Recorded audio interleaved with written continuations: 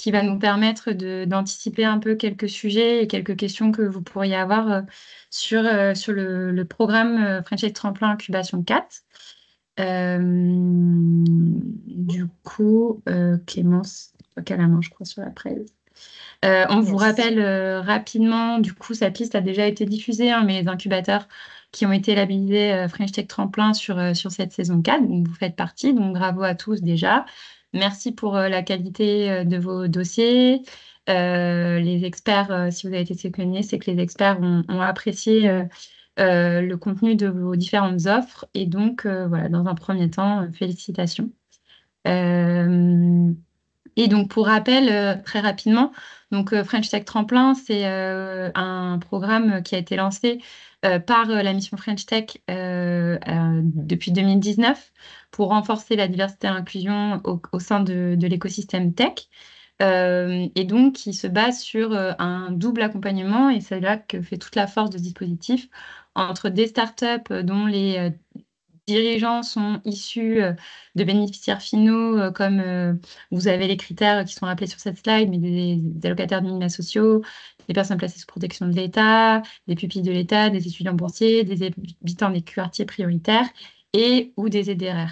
Le but, c'est donc de renforcer hein, la diversité au sein de l'écosystème tech qu'on sait pas forcément très inclusif. Et donc, depuis 2019, BPI France a été associé à ce dispositif French Tech Tremplin a été mandaté par la mission French Tech pour faire le pilotage des différents appels à projets côté startup et plus récemment, depuis la saison 3 de l'incubation 3 sur le côté incubateur. D'où notre présence aujourd'hui avec vous. Donc là, vous avez des petits chiffres qui vous rappellent l'historique. Donc, c'est bon, parfait. Du coup, pour bien vous rappeler, parce que ça, c'est hyper important, parce que souvent, on a la question, il y a bien deux programmes sur French Tech Tremplin, un programme prépa et un volet incubation. Le volet prépa, c'est en principe à destination, certains d'entre vous le portent, hein, d'entreprises qui sont normalement pas encore créées, mais qui sont intéressées pour créer une boîte innovante. Et du coup, ils peuvent participer au volet prépa de French Tech Tremplin qui leur permet de s'acculturer à tout l'écosystème tech et de pouvoir être préparés pour derrière postuler notamment au volet incubation si c'est pertinent. Donc ça, pour être très clair, BPI France n'est absolument pas associé de près ou de loin à ce volet prépa. C'est vraiment géré à 100% par la mission French Tech. Donc pour toute question relative à ce volet-là, aucun membre de BPI France n'est associé et ne pourra vous répondre. Donc ça, c'est un premier sujet.